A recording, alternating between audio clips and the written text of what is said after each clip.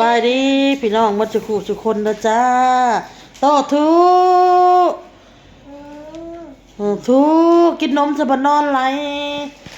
กินนมจะบนอนได้เท่างามนี่ไรอ้าวหันมาทางนี้บ้านนี่ป้าท่อนากระเดือสุคนสบายดีป้าลุงลูกสบายดีป้าสบายดีฮะออโต้ด้วยจ้าทุระหว่างมิจะกินกับกินบ่มีทุไว้ลูกไว้ทุไปตั้งข้าวปุ้นไป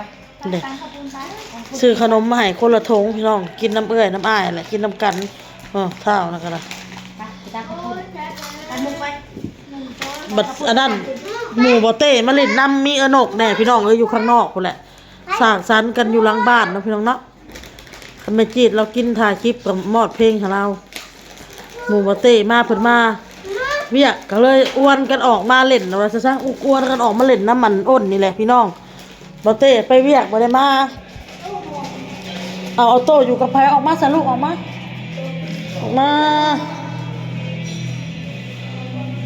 บอลเห็นยังโอ้ยแม่ทางเลยนี่ค่ะ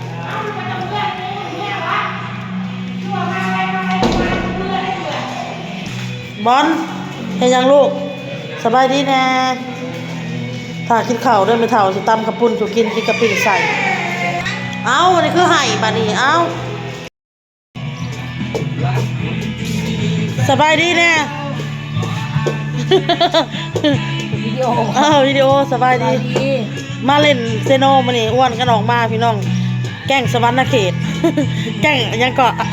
คาบุซ่าวะยาบุซ่าวะกลัวว่าวนะยากุซ่ายากุซ่าพวกว่าแก่งเจ้าอ้นมาสั่นแก่งเจ้าเด้มาแก่งข่อยบ่มีเพิ่นว่า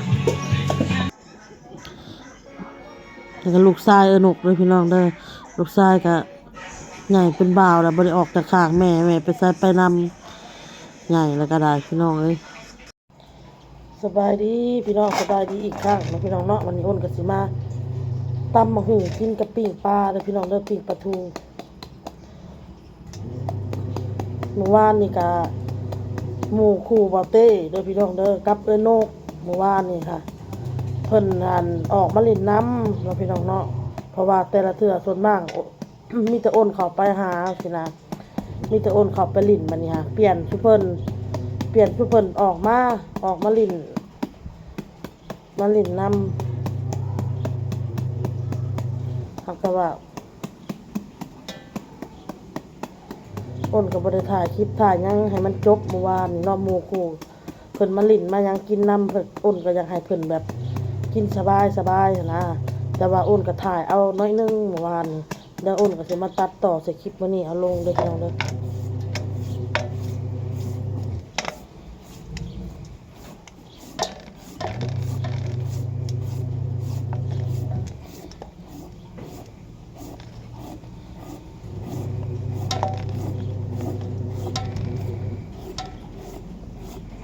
มาลิ้นเมื่อวานนี่ค่ะกินพอดีหมดเบียร์3 ลังพี่น้องหมู่บ่เต้มาวานนี่หมู่บ่เต้ละทุกคนพากันออกกันซื้อเก็บกันซื้อพี่น้องเพราะว่ามาอ้นมีแต่ต้อนรับแบบเป็นนั่นกับกอกกับแก้มเมื่อวานนี่ก็มีเนื้อพี่น้องเอ้ย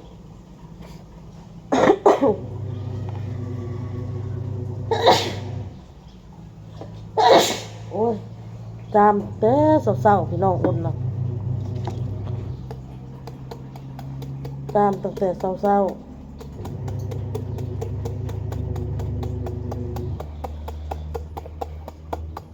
มันใครนินทาข่อยเด้เนาะมันใครว่าควันว่าพื้นข่อยอ้นนะพี่น้องเลย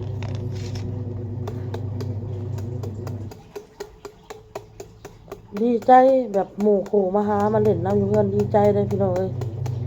เมื่อวานนี่ก็ลงไปซื้อใส่แล่นลงไปซื้อใส่หมูมาย่าง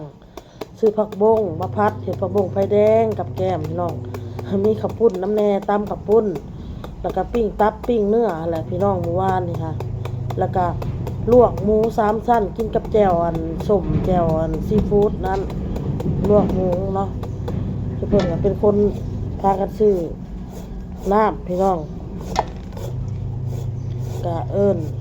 อ้นมาเล่นน้ำแน่เมื่อวานนี่สะน้อยก็ค่ำนะพี่น้องเอ้ยเพิ่นจะได้มาเนาะพี่น้องเนาะมาก็เลิกหมดแล้วก็คนน้อยคนใหญ่ก็นั่งร่วมกันคุยกันพี่น้องเอ้ยสองไอ้น้องจนดึกเมื่อคืนนี่เราจะได้มื้อแล้วก็ได้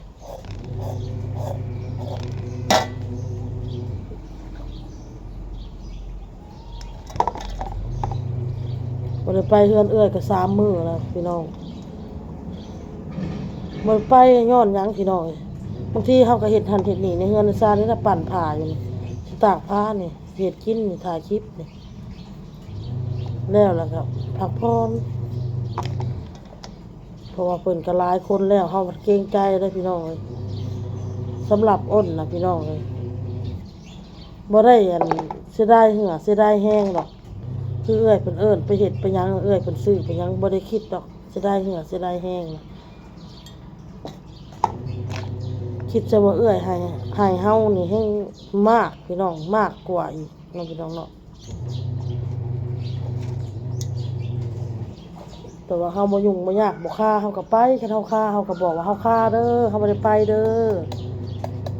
เข้าใจกันนั่นแหละเนาะพี่น้องกันอ้ายกับน้องคิดเล็กคิดน้อยบ่เข้าใจกันก็มีแต่ผิดกันนั่นแหละ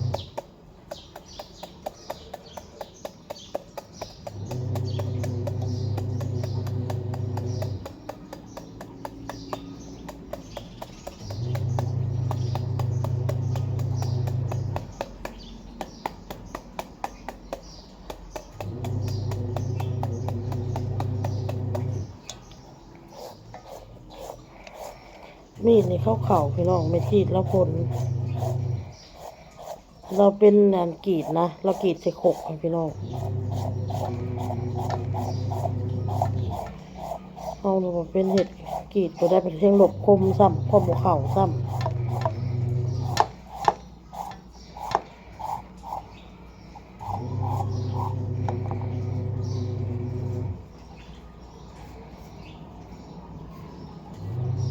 เมื่อกี้ก็ไปหาเห็ดเมื่อวานนี่ก็บ่ได้ซ้ำเดียวให้มันได้ประมาณ3-4 มื้อก่อนจะสิไปอีกพี่น้องเลย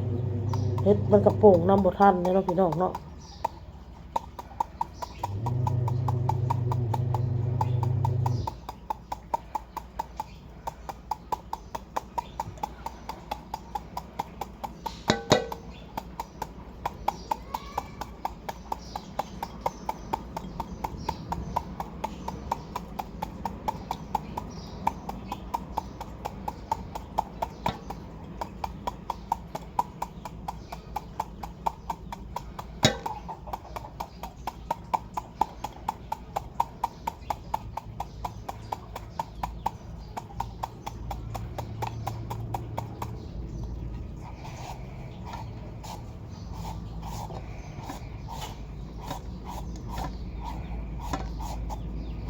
ปิ้งปลาทูตำหมักลุงแล้วก็ไม่จีดแล้ว1ข้าวมื้อเช้านี่เล่านะต้มไข่พี่น้องมื้อเช้านี่ก็ตื่นมาอุ่นก็ไปตลาดพาลูกไปตลาดมื้อเช้านี่ไปซื้อค้ากล้องไปซื้อหมักนาวซื้อข้าวพี่น้องข้าวกินหมดพี่น้องเนาะซื้อข้าวสนุกเราก็บอกให้ไปเอาอยู่เฮือนลาวเฮาก็เกรงใจพี่น้องเอาสำลาว2 เทื่อเลยเอามากินพอเรามีนาเด้บ่มีก็เอามากินเราว่าเบิ่งกันเราว่าอันนี้เอาบ่เกรงใจ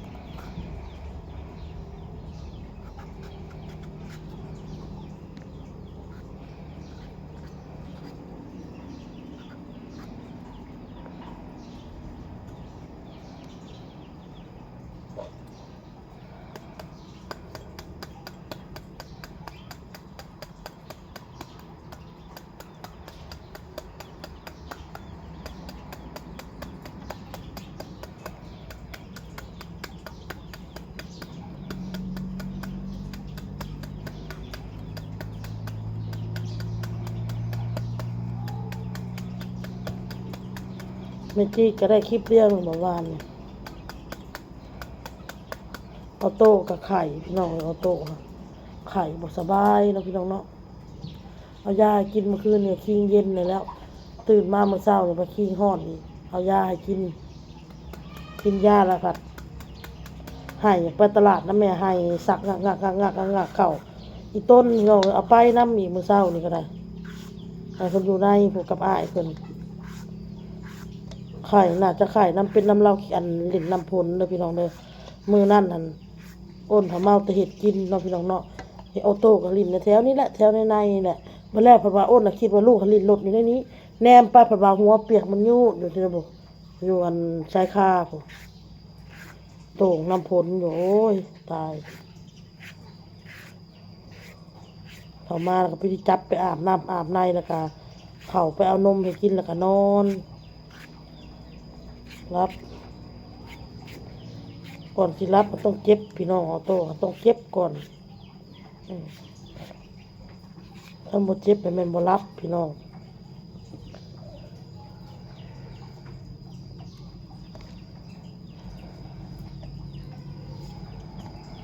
แล้วผักหมดเลยหมากหนึ่งพี่น้องแต่ว่าเฮาก็บ่ได้ตำหมดดอกพี่น้องแล้วเฮาก็เอาเข้าตู้ไว้เฮาตำบ่หมดน่ะแบ่งครึ่งตำครึ่งหนึงย่างครึ่งหนึงบัดเฮาอยากตำซะหนาแล้วก็เอาออกมาตำเลยจึงบ่ได้มาผักอีกเนาะพี่น้องเนาะผักตัวเดียวแล้วก็แล้วเนาะพี่น้องเพราะว่าเวลาบัดมันเหี่ยวแล้วเฮาเอามาน่ะมันสิอันนั้นมันสิหยังพี่น้องมันเหี่ยวน่ะมันสิผักยากเนาะพี่น้องเนาะโอเคพี่น้องคลิปนี้ก็ลาไปก่อนพี่น้องบ่มีหยังจมพี่น้องเอ้ยจมผู้เดียวนี่แหละจมในใจพี่น้องเอาพอกับคลิปหน้าพี่น้องสบายดีบาย